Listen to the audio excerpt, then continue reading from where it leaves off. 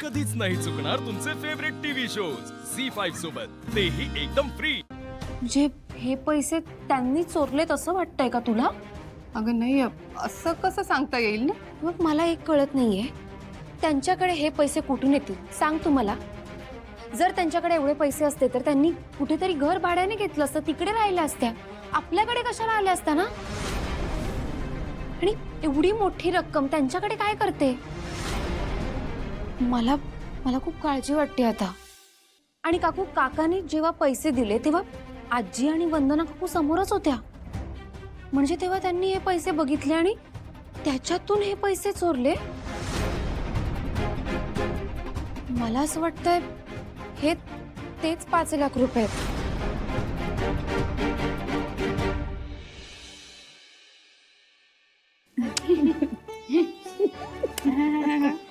तुम्ही दोघी अशाच राहा आनंदात काय, आणि तुमचं कुटुंब एकत्र राहू दे।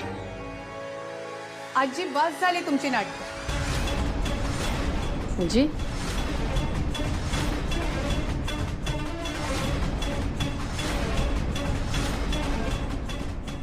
ना हे पैसे अगं काय काय झालं काय? हे यांनाच विचार ना। उर्मिला, ऐक माझा, हे बघ, अहो, सापडलेत 5 लाख रुपये, आणि ते सुद्धा आजींच्या रूम मध्ये सापडले।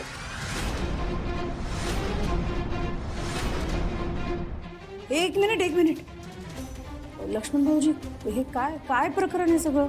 वहिनी ते काल 10 लाख रुपये आणले होते ना मी आज पूजेला ठेवण्यासाठी, ते मी उर्मिलाला दिले होते कपाटात ठेवायला। त्या कपाटात त्यातले 5 लाख रुपयेच आहेत। ताई, अगं ते गायब होते।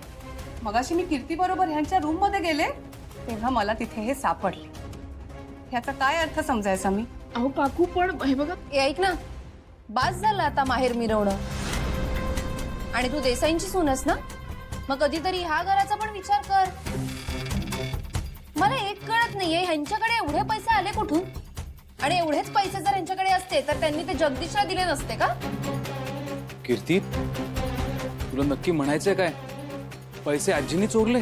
जीजू, एक मिनिट सुहास, आपण ना कुठल्याही निष्कर्षावर पोचायला नकोय। अहो, पण जे समोर आहे ते दिसतंय ना। मी सकाळपासून विचार करते, की टेन्शन आलं होतं मला की माझ्याकडून पैसे हरवलेच कसे?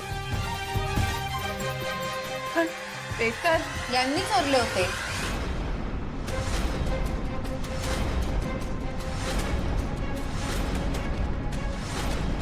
कशी मग काय बोलते काही? अगं म्या नाही पैशाला हात लावला। हो सीताई, तुम्ही तरी विश्वास ठेव। एक मिनिट, हा काहीतरी गैरसमज होतोय। हे बघा, मला ते काही माहित नाही। 5 लाख रुपये गायब होते आणि मुळात एवढी मोठी रक्कम ह्यांच्याकडे आलीच कुठून? मला माहितीये की हे तेच 5 लाख रुपये आणि ते ह्यांच्याकडे सापडले। झी5 ॲप डाउनलोड करा आणि पहा सर्व एपिसोड्स एकदम फ्री।